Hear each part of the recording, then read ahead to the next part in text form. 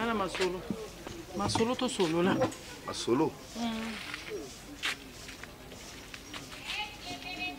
Bumbisanga he papa. Ngam na vanda na Natasha. Ah ok, Natasha oui. Ok. Kozala ndeko na ye upa nga na ebika lisilo Natasha betelanga.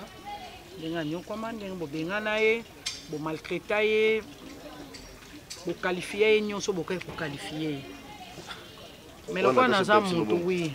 Lokwa naza mutu na okaki mawa na michaki na place ne na bité. Kaza mwana na juillet na biara to vanda. Ba biloko nyonso eza nango ba vanité. To tika na biso ngo. To vandi na bandi ko sola na aseka soucieuse. Là c'est non za jeune fille aux amosi kitoko. Il faut la heureuse, aux la paix joyeuse, le quoi basi non soit moki. Le quoi peut baninga non nyonso baza ba jeune fille neti. Na komi ko sola na ye ko pese ba conseil, a komi pe bien, a komi lelo ndinga komi wana soka tambo pe na nzela, bo moni pe mwana ya mutu azoleka. Siko na ngina ba quelle mouche t'a piqué. Et puis qui est derrière toi faut yebisanga ce qui fait rigoler lelo yebisingai. Ok ne obandi ko luka moye okabolanga na Natasha. Naiti ba conseil ni na mabe ozo yebisa ye po o s'éloigner ye na ngai. Papa azalaka mabe bo monaka ye azalaka pembe na binoti. Bo monaka ye mabe bo finga ye bo maltraiter ye bo qualifier ye nyonso bo ko qualifier ye. Siko mabe na ngai eza wapi nga topo na sali kelelo Natasha amona na pe na miso abatu mibali pe balinga ye akoma pe présentable le quoi ba fille nyonso ya génération na ye. Mabe na sali ezani. Donc souci na bino ezala kaka ye azala rejeté azala na fulu bino bole kaka bo monene ngazolala na fulu ale bo beta maboko bo skepela bebi asukaki non via mutu yo mutu rosuki sango te yo kusuki sa via mutu te nzambe mutu asuki sa via mutu et puis nzambe mutu elevaka yo atokangi bakal ye baka za portement di douce mon nzambe ofungola siko eloko mabe yo mone pa Natasha yo oningo pese conseil po okabolanga na e papa kombono nani. Comment les années? Et ça sens te papa. Biloko lingo banda wana tikango. Makanisa mabe wana ezakati na yo. Il faut longola ngo. Kotsa makama malamu tika Natasha continue chemin na ye. Aza mwasi. Asa l'avenir na ye. Asa la chemin na ye o nzamba bongisa po na ye. D'abord, je ne sais pas relation ni vous entretenir na Natasha na tchongo entre parenthèses. Ils ont valoir peut-être l'autre pas na ngai. Deuxièmement, Natasha a collé ndaku na biso. Ndaku na biso ya papa na maman na biso. Natasha sera rencontré avec des difficultés ezaki ngaité. Ndaku ya ba ya biso presque nyonso. Ko bengana ki Natasha est partie comme ça. J'ai rencontré Natasha en fait kaka boy na aidé kaka na ba conseil parce que habillement Natasha a changé. Natasha comme elle a tellement moko bizarre. Comme une vie moko bizarre et comme on va ne pena bomo Natasha na barazo mela langwe ni ba lebele bazo simba ke pampamba maman ata yo moko ngam na kola Natasha na pese conseil te mitano na place ngai et olinga pese conseil za ile azai pa na binoti tant papa na bino yo lobi otum to bengana ke zai papa na bino yo ko zongi sa papa na bino na nzela te so Natasha ola tabilo ko mukuse ça à la mode yebsa jeune fille na ola tabilo ko mula ina nzela. So Natasha na balabala so pe na bar ndenge bokuta na kuna okuti bazo simba eza normal a moi si fa simba. C'est normal. Oui, aza moi si. Na muto aza mobali na ba simba oh. Bon mon balabala leki ka simbi ese ke bazana relation ni bozango na Natasha pourquoi mon niveau pesi ba conseil. Na lokota e. Ato lokota Natasha. Na façon. Oyebi parce que nga na koma na boutique goto Natasha na beto lisolo oyebisa yo de la famille d'où je sors. Mon père avait de l'argent, mais j'ai tout abandonné pour venir mener une autre vie. Mais c'est bien, tu m'as dit. Parce que Natasha, je pouvais pas... Non, Koluka vie, Natasha va million pour lancer la boutique. Oui, bien noté. Ils ont m'embêté. Ils ont m'embêté. Oui. Bon, ça c'est boutique à m'embêter. Maman, je ne vous connais pas. Dans la poste, tu as des détails sur ma vie. Natasha, c'est ma soeur. C'est mon enfant. Je continue à couper ça, il va conseil. À Koyoka toujours au moment conseil à ma bé. On est à autre chose. Le roi conseil en empêche ses apôts à Zonga Nanzela, Zong Sabomotonae. Je n'arrêterai pas. Et puis Ngaï. Et puis Ngaï. Son azopé sa Natasha conseil à ma bé. Peut-être. Mais Nga son empêche sa Natasha conseil bien. Pour le vie nae et sens. Alors continue toujours, ouais. Eh, Natacha a gagné vie. Pembe zoyeba na esute. Pembe fond. Ndumba. Mais comment Ndumba existe kate? Omoni komba ki Ndumba existe ka. C'est que faut likambo faut salema. Selon Zakana Bomo et qui n'a pas Natacha. Ce qui y a des conseils à continuer à vivre. Il y aura un jour, elle va arrêter.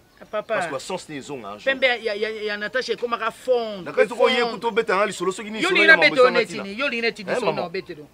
Non, vous mettez sur la table business, papa. Naza la pose à tu m'amènes une histoire Natacha. Poti Natacha, ça va dire.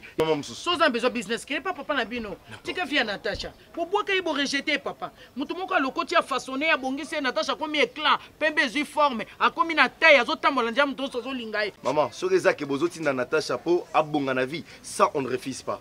Mais sur les actes oti na sala ka kindumba pour se retrouver nango, dis-toi que tu te trompes. Papa eh. Dieu soit zala tu vas kutana nzela oyo oti na Natacha. Papa yoka na ebisa yo moni komba kindumba. Biso to bota mi to kutango. Ba maman na biso ba bota ma ba kuta komba kindumba. Biso pe to ko leka génération eso ya des génération komba kindumba pe ko sila raté et ko exista kaka. To yote mto ko longola ngona vie. Oyo ki kama kwe. Tika Natacha.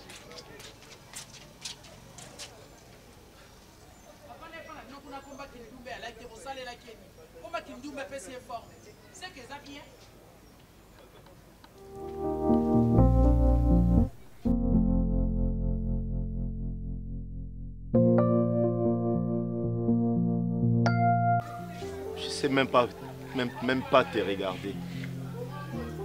Je me demande comment est-ce que je peux te fixer, regard. Puisque la femme que moi j'ai connue n'est pas celle qui est à mes côtés. Celle que j'appelais ma soeur. Celle que je disais, si Dieu pouvait nous donner une femme, une fille dans notre foyer, dans la mouture aux alas égale et puis totalement toi. Aujourd'hui c'est toi que je... Celui qui fait battre mon cœur toutes les minutes n'a jamais vu où il a mené. Je ne sais pas, je me pose des questions.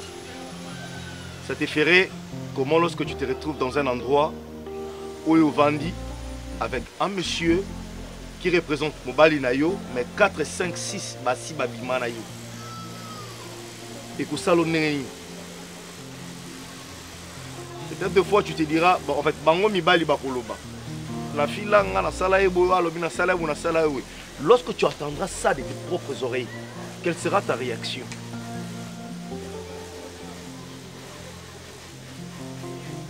Je connais beaucoup de choses de toi. Depuis que tu étais cette petite fille Natacha qui a grandi dans notre maison, on a maintenant va m'acheter le pain, achète-moi ça, achète-moi ça. Et puis aujourd'hui j'apprends des choses sur toi, oh yo comme Natacha et Alelo.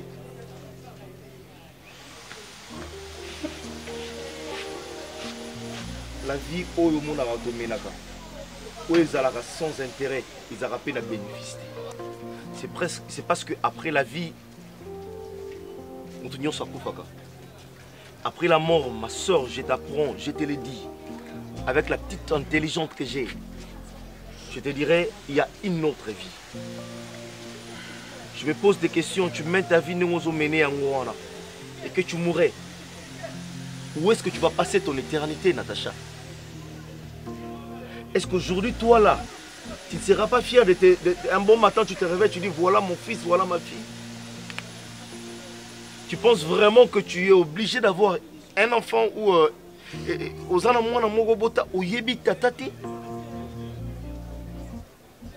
tu penses vraiment que la vie aux hommes mené un jour tu as la soul tout le bakino non tout ça n'angoka bongo sel pe bongo et puis aussi maladie moko oyo kozanga commence à sortir lobby.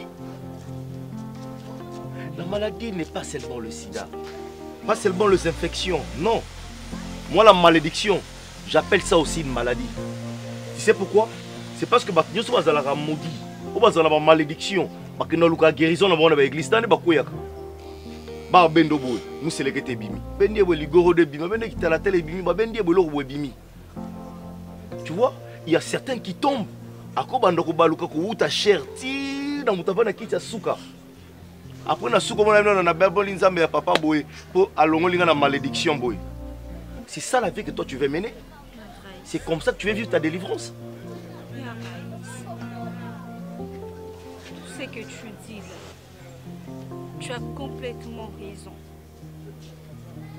Je commence maintenant à croire que tout ça c'est de ma faute. Sauf peut-être la botama la ngate. Makamonio se n'est commaté. J'ai jamais souhaité tout ça. Ma mère biologique m'a abandonnée, tu le sais.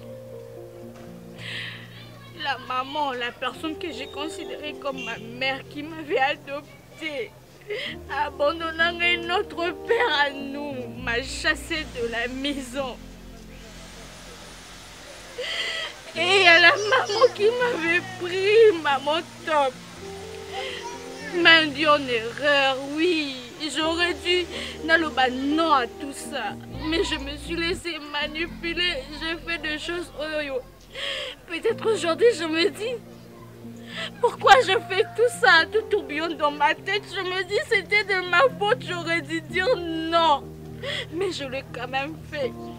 Maïe Sopani Yaya, déjà Sopani.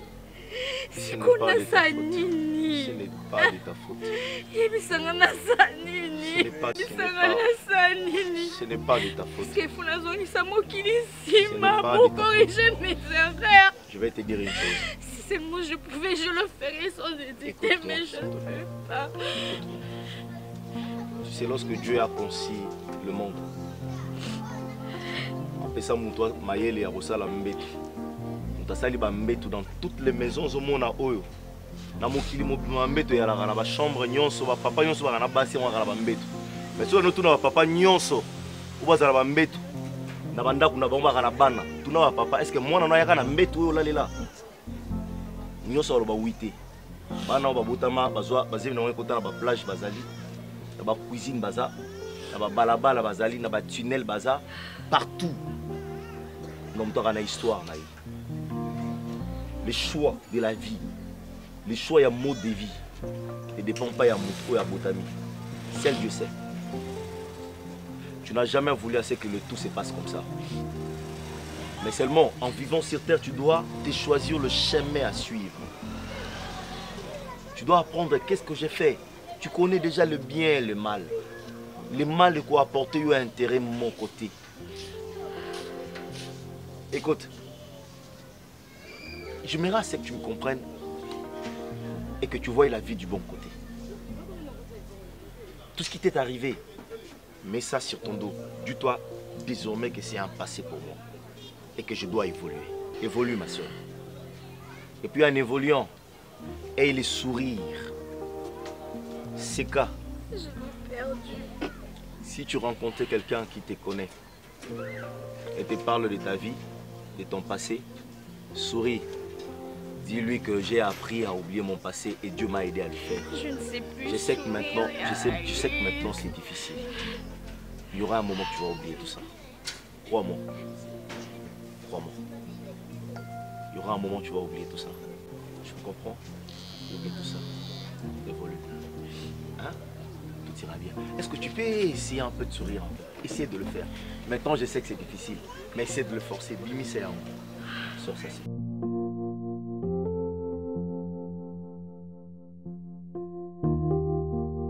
Pourquoi tu m'as fait ça? Nazo zelayona zelayona zelati vraiment nakomoze ekomi ya boyi. Ata olongwe na ndako yo moko olongwe na ndako boyi za makambo yaka mais quand même zona na posa na yo namona yo. Pourquoi? Na ote 12 heures zela yo pone ni kumopesa nga pasi. Nazo ngusala te zela zela oyete. Na meli na kokomela te na meli mais nazo zela yo.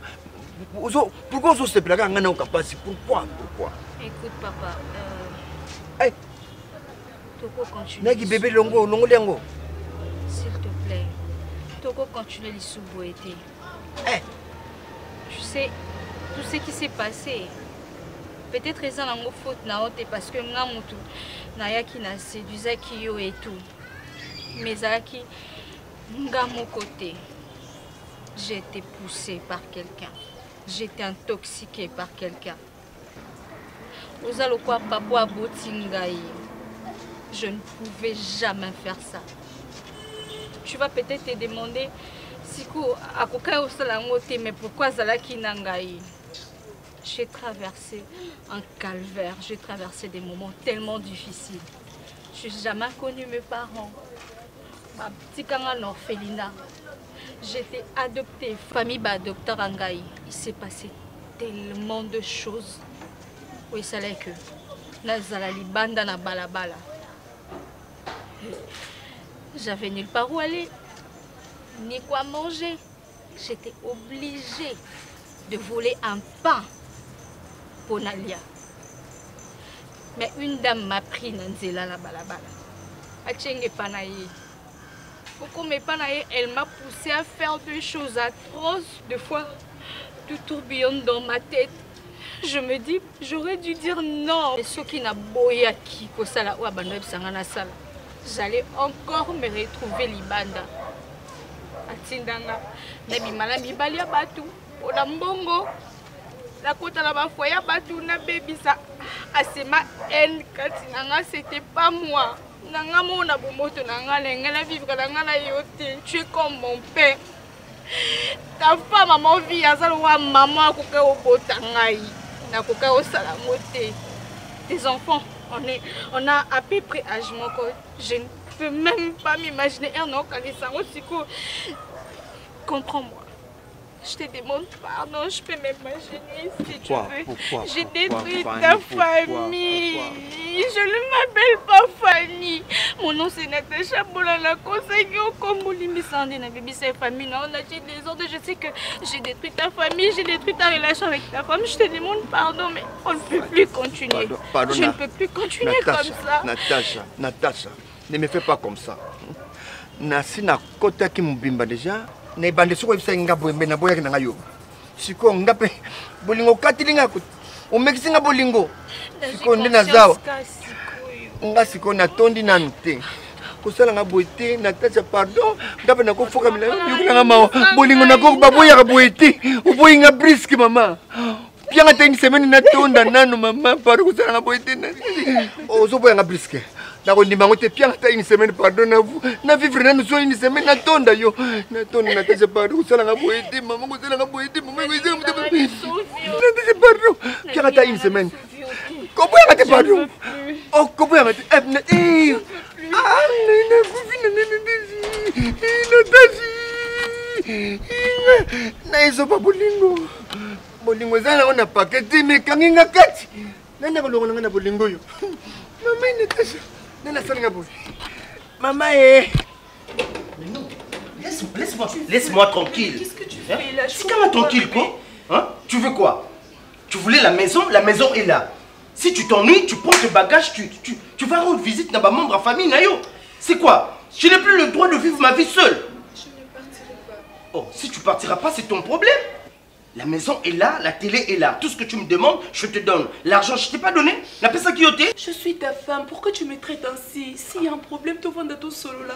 Comment tu peux me dire je peux partir? Comment tu peux me dire ça? Je peux pas quitter chez moi. Mais non, comme tu te plains tout le temps, et alors, Namoni Pona Chayo à l'aise, tu prends tes bagages, tu vas là où tu seras à l'aise. Hein? Nakangyo ba krakate, maman. Non, s'il te plaît, toi aussi. Chérie, s'il te plaît. Ça ne me plaît pas de rester avec toi. Ozo se plaint tout le temps. C'est comme si... Pourquoi tu sors tout le temps? Attends. Qu'est-ce qui se passe? Je dois te dire, et si Kanyon Songa na Ningina Kende, c'est ça? Bébé, je vais pas entrer dans les détails, s'il te plaît, mon amour. Dis-moi ce problème, Ezali, qu'on a rectifié. Arrête de me faire souffrir, je t'en supplie, Junior, je te reconnais Davina, plus, mon amour. Tu t'es fait souffrir toi-même.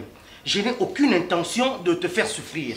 Donc, tu cherchais la maison est là. J'ai d'autres chats à fouetter, tu dois me laisser tranquille. Il faut la voler, na bazel, nanga, na tambola, na sala. Tout ça là, je fais ça. C'est pour toi.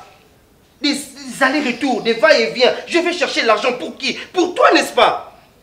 Davina, apprends à me laisser tranquille. Reste à la maison.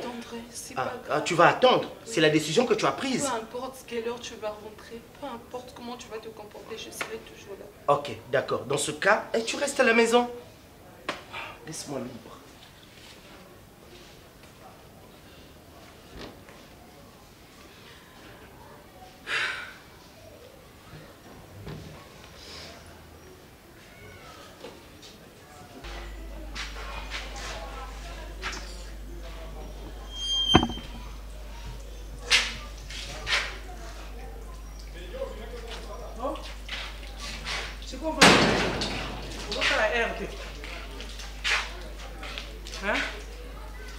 ofandi na yo comme si oyebi te gabi il faut bima on dirait obosani air oyo obimela.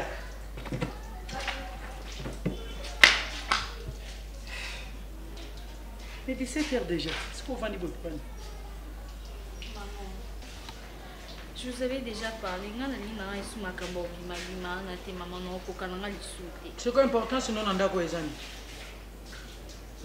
Quoi important sinon nanda ko ezani? C'est quoi une attache au bando vanda? Alinga mungamba na yo, na kena lukeli mbongo, na ye na lambelo Natasha yo lié. Yo vandi sko la reine mère. Bafana. Siko ngande faliti yo nde bafana. Nga faliti na kena kolukela yo mbongo, yo bafana o vandi ale na lukelo ba milise ba bwaka ka yo. Solo ba mingi te moni ngale na hotelema. Elingelo akisaka ezo saki landanga e. O bima. Ozo bima yo Natasha yo ozo bima. Ko bima na yango elati so biloko mikuso yo. Yango ebongisi yo na ba biloko za na ngona mutu. Yango ekotisi à la mode. Et la kiso pe ndenge batiaka manzaka. Et simbisi yo ba téléphone ba marque nyoso ya ko bima. Eh. Je n'en peux plus. Na ina ça l'échange de paroles na yo. Non mais kaka ko expliquer yo que non ko kalisu. Telem. Tandanga. La porte est ouverte.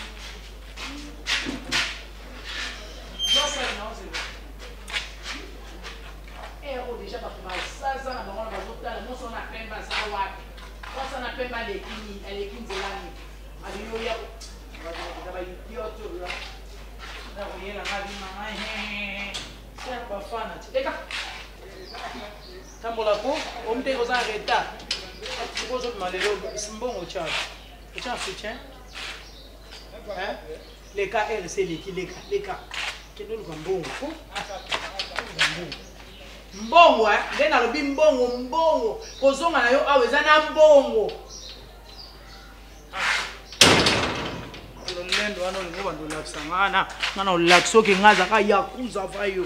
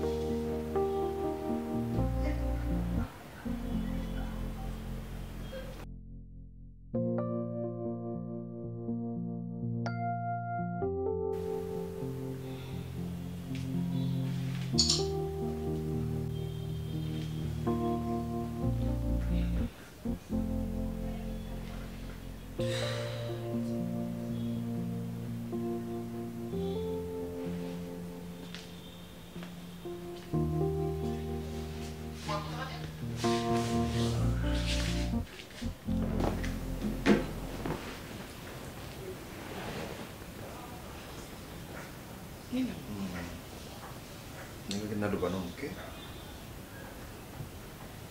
mpona moni ngani naza boye vraiment naza mvote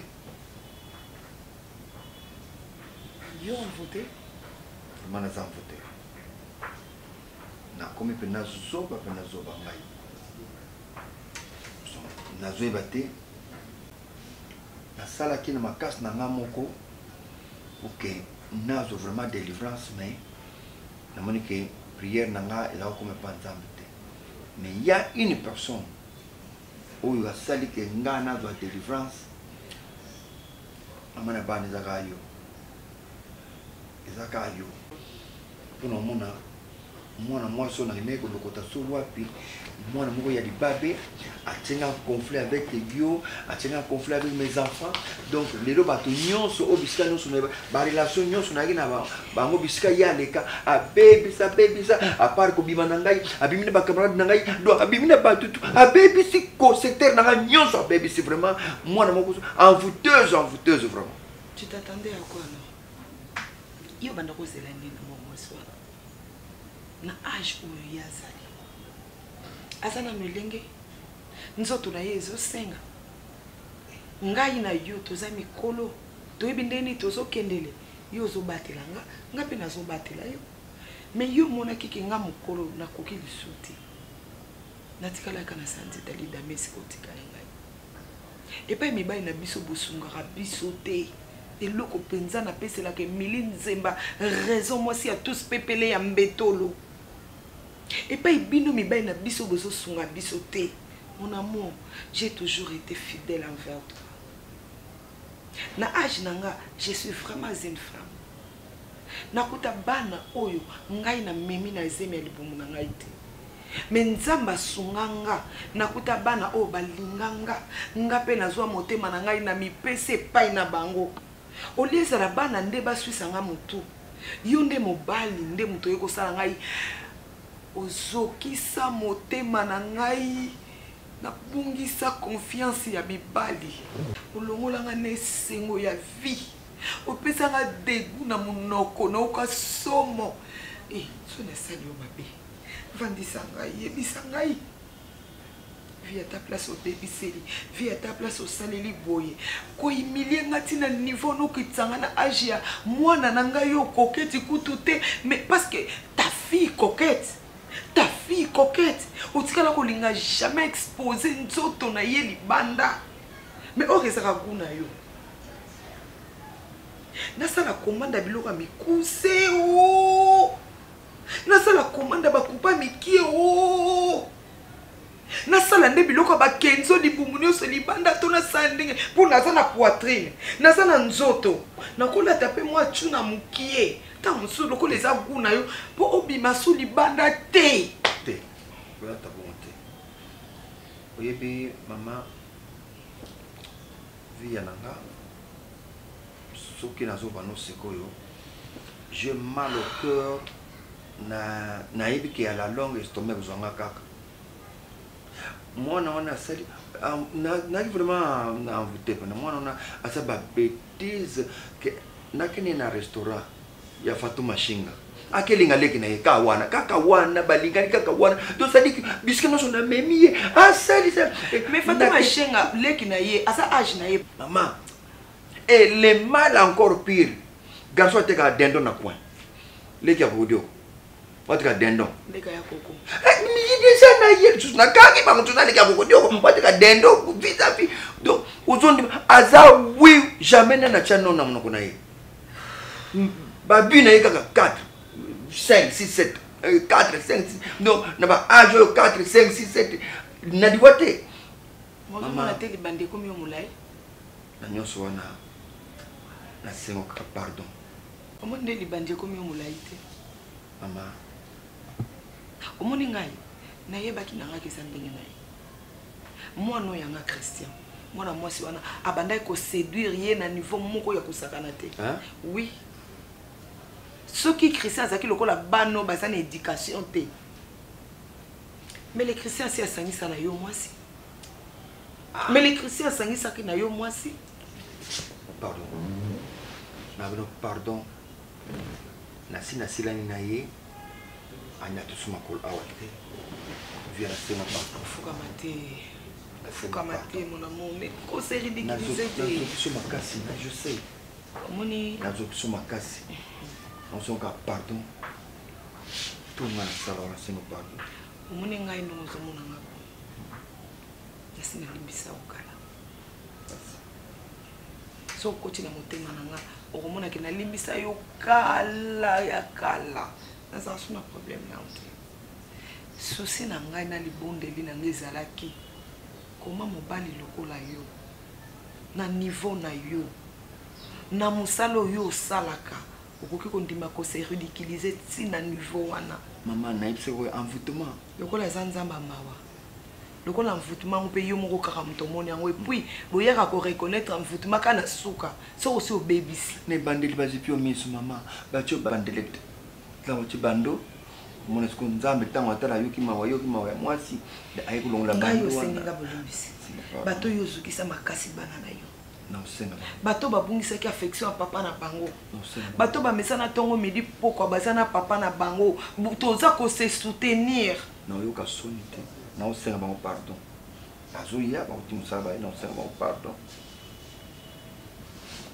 eloko mosusu mama tala na kati envoûtement ndenge diable asakanaka na bana na ye nabenga maître avocat neti blague tobandi kosola tokosola mwana mwasi wana envoûté nga avandeli nga dido neti eloko moko eyeka na motu ale pesa ye tie na testament nabengi avocat ale longola bana na nga na testament tia ye ndako zo biloko nyonso odeseritaka bana na nga kasi envoûtement te avocat koyebisa yo.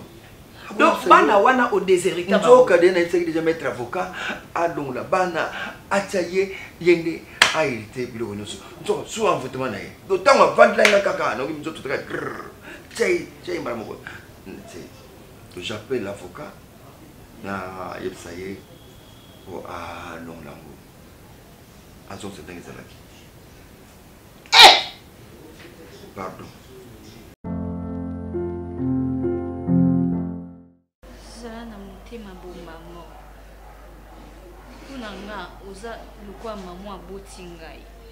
J'étais dans la rue. J'avais nulle part où aller. So zoa kingate le côté ngate. N'habite sous n'engena sukawapi. Mais maman, vu oyo na sali yango parce que nazaki na choité. So zena choix na ngena sala moté maman. Non sala ngona moté ma pasi pour la boye ko décevoir yo. Na lingi quand même ou accepter ngai. Unzima ngai. Yo no bena sala nyoso to lingi na sala. Mais maman, na okokati. Na bolinga nzambe maman na ngai. Soko trouver place na motema no libérer nga na tikalanga musalo yo. Zana motema bo maman non supplier yo matin midi soir. Molingo yo kangate. Olingi te maman. Pardon maman. Na fukama. Na sanini. Pour kilanga maman.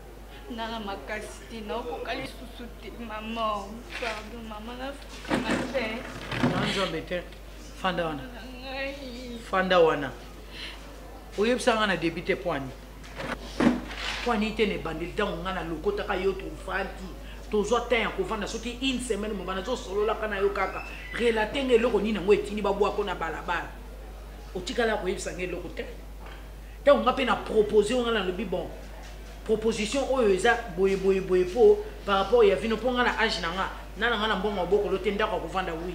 O vana mais ko boko la okena somelo bo na sa elobo na za na ngote pe o na za na ngona bena sa ko ngal bibo Natasha tokena lukelo mo bilamba na sombelo bilambo esengela ke sembla eza lokola démarrage po o kene ko luka final websanga te poni ke mama na okoka vio te ou soit na zo na mbali moko na vanda nanga na ye oyo robana ko sunga ngato vana ne na pasi to pe na bisemo le peso ki libale ye na zo chance tanke nanga merci maman na ndongo lokoti ngo pesinga place à kofana oso yana ngate poni. Tant on a proposé ma kamke banda ko bim oyo keleng na bimisi mboko na sombelo bilamba alesko po yo zongi selanga ngana se nongi na ngelenge ko soka mbongo chaque jour ale yo yebsanga ke oyo lembi obima sia ai pana ngai za to balemba te manando bango boka ngani banda lebe te mama bima oko bima il faut bima ka choix exact okobi yo okobima kaka ya solo otika lordi te na zo lokola mwana na ngai yango na lokota yo nazaki moteur mabe na yo te combien de personnes baleka ki place na yo zalaki est-ce que nazai muta liboso be mwasi be mama ya liboso bato baleka ki pela na muta lokota ki azate nanga bon samaritain na leki na moni yo na expliquer mwana nini o expliquer nga na meme to yena nda to zita ya ko solola to lala ke sika moko pompaka pa parfait na ngai ozolala na mbeto ngana lala ka tozo partager ngana yo tapis tozo partager ngana yo TV moko maya pio frigo moko ngana yo Natasha ozoko kate nini ozoko kate elo ni oko kate ya maman noko zini maman ngai ozozo repos toute la journée yo ozo bana noka aller sous 20h à 23h ozongi toute la journée toute la nuit ozano ya rolala na pesa na ngai yo condition to lokwa baba mama ya paka juma ozala ka bango mikono so tongo midi poko basala ka défilé non au consommateur de 20h à 23h ozongi nonda pas ya moyenne il y a 3 heures du temps pardon. Yo pe pardon moi na pardon bima kaka un message de jambongo Téléma. Quel est le sac? Pour des jours après, tu l'as dit notre pilote. D'abord, orange, ils ont le papa, ils ont la body. Jean et qui est kilote. Kende.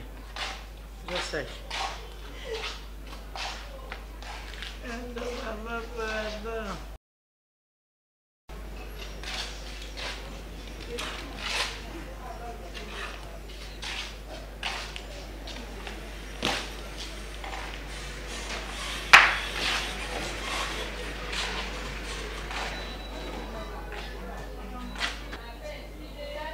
namoni toyokani te nabondeli yo me olingi oyokanga te Maman, kende kaka. prefere nakende nanga kaka Monnaie de Saint-Jean au footinga.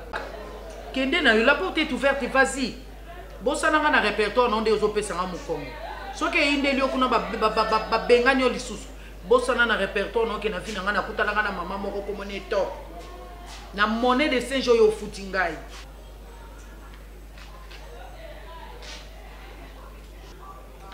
Na pesi penza JB raison dit soko kutima okasate makako to pakolier produit ko mapembe. Yango soko kuti muto ana pasi na ye. Bato musu basunga bango na pasi te faut ticket na pasi na jusqu'au bout. Na bimi zoba faut tibengai, biseni bengai. Na bimi penza idiote. Kangela porte. Qu'importe. Mwana mpuku na kasi na oboko la mwana ya nyao. Soko aza ya mpuku nyama.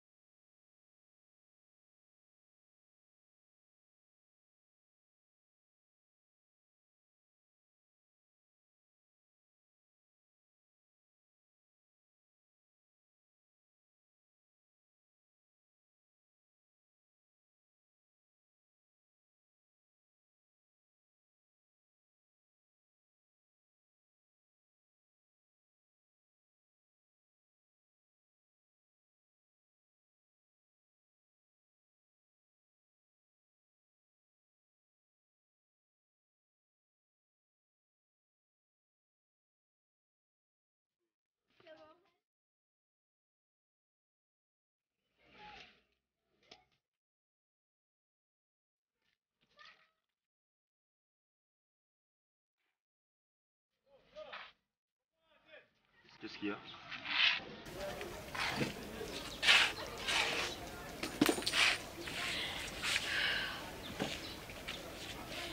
Qu'est-ce qui se passe? Je préfère arrêter avec tout ça. Dieu merci. Mais là maintenant, je nulle part où aller. Oui, Nassali ma bagage, je suis sortie de là, mais pour la Kinde Wapi, dans la place en Kinde, je vais encore me retrouver dans la rue pour une troisième fois. Franchement, j'en ai marre, je n'en peux plus.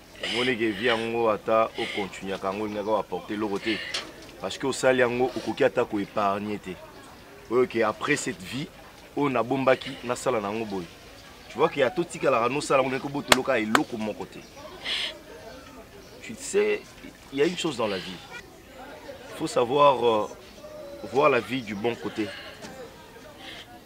Les erreurs, Oyoto, Salaka, il rattrape pas biso. Moi, je ne peux jamais accepter de te voir passer des moments difficiles, des moments où, pour toi, par exemple, ça se voit, ça a l'air joyeux. Mais demain, tu ne sais pas ce que ça te réserve. Moi, je dors ici. Je t'ai garanti et je t'ai fait une promesse.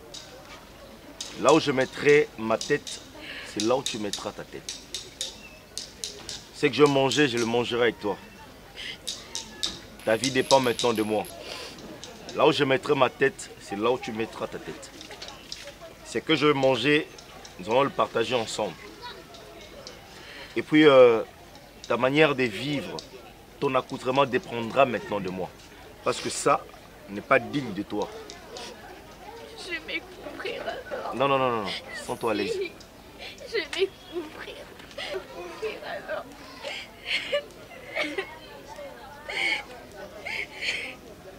Tu vas mener une vie où tu rentres sans bénéfice. Sans bénéfice. Je te comprends. Il y a des moments dans la vie, circonstances, c'est comme des fois que ça là, juste pour se retrouver. Mais la vie, on a brillanté. Tu dois le comprendre. Tu vas vivre ici avec moi. Je ne te lâcherai pas. Tu resteras ici avec moi jusqu'à ce que Dieu fera grâce que tu ailles vivre ailleurs.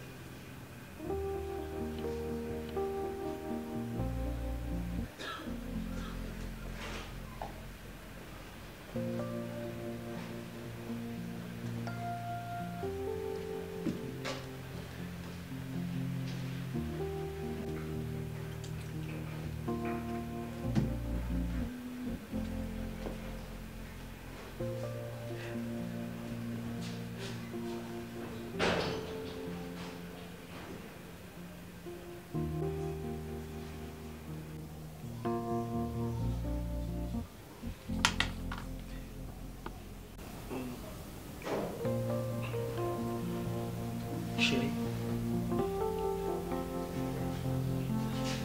c'est moi qui t'appelle. Regarde. Chérie.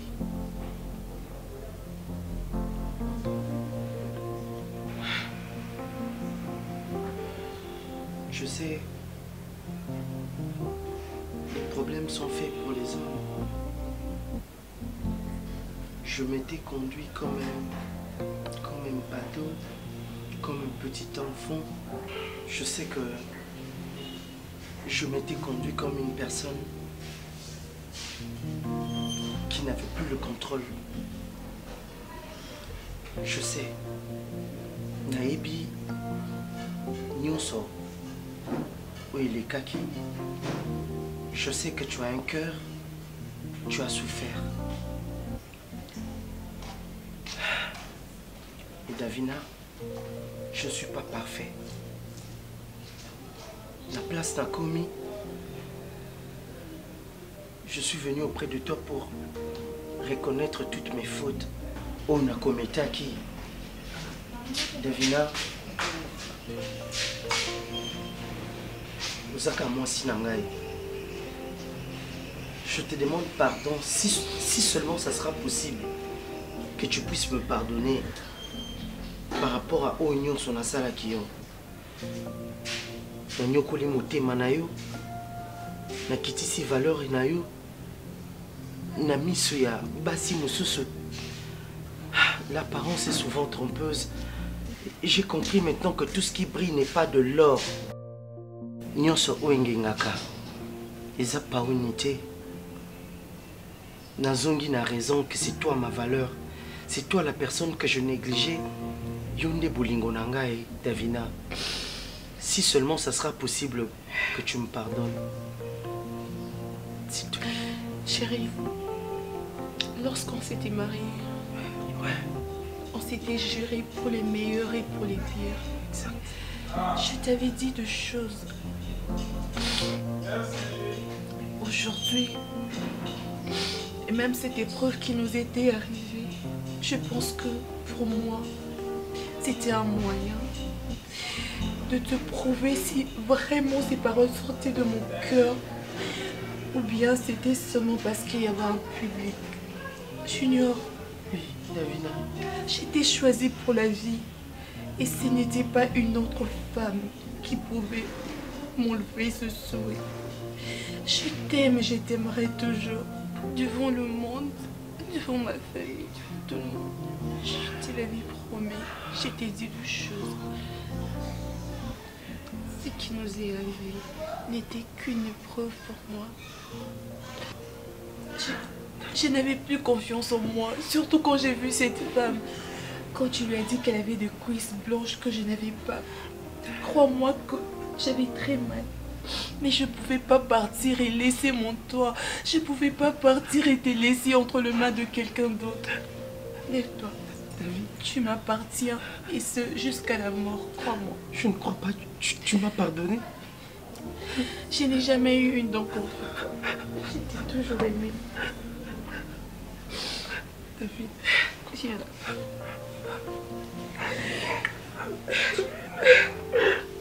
Tu es mon ange, Davina. Je suis très contente. Je ne pensais pas que tu allais me pardonner. Après tout ce mal que je t'ai fait.